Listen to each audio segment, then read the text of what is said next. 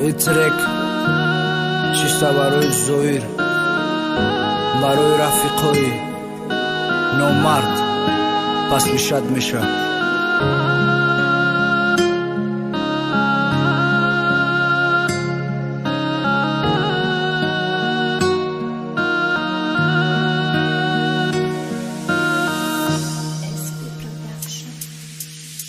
زویر برادرمون گفت یک تا تمای دوستی خون، برای دوستی بسوم یک تمای نومردی خون که در وقت سوم دارید میگن جورا جون دبرتیم مورا مولت شیطت که همه که و هم دو درتیم. گوش که زویر برادر در دنیا دوستی حق نیستای، برای سوم میکسد و ای کفو دویدستای. یخی لوقی پدرش برای خواهرت میا، یخی لوقی مادرش برای همسرت میا.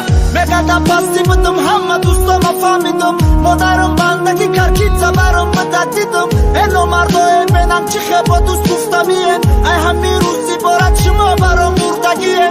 من برای شما کچان مدر اقنم نداشتم، کسی بازی تو نخست من دهنشا شکستم. وقتی در کارم بدن همه شای برام گرختن، شکستگی هم باشم حالی نموردم نرختم. این دنیا قاتلم کرد، دوستانم به دیلم کرد، لیکن من خور نگشتم، در کومت زور نگشتم.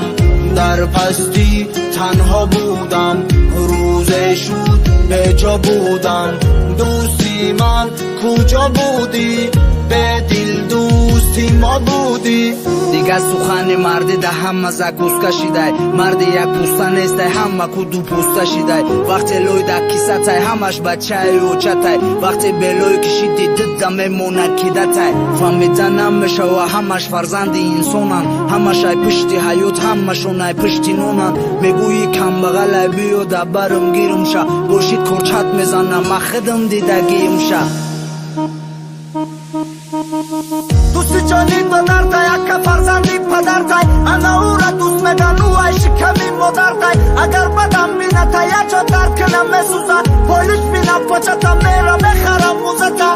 بزرگارم میگفتن دادر ای بطنی مادر ای، این دادری زر خریدین ما بگن چی دادر ای. زایر چشما دوشیده دوست و رفیقم ندانی، کدام دبرت بترم دبرش بمونی.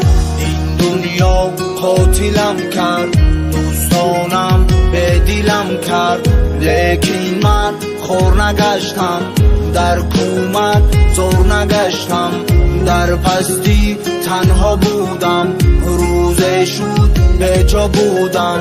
دوستی من کجا بودی؟ به دل دوستی ما بودی.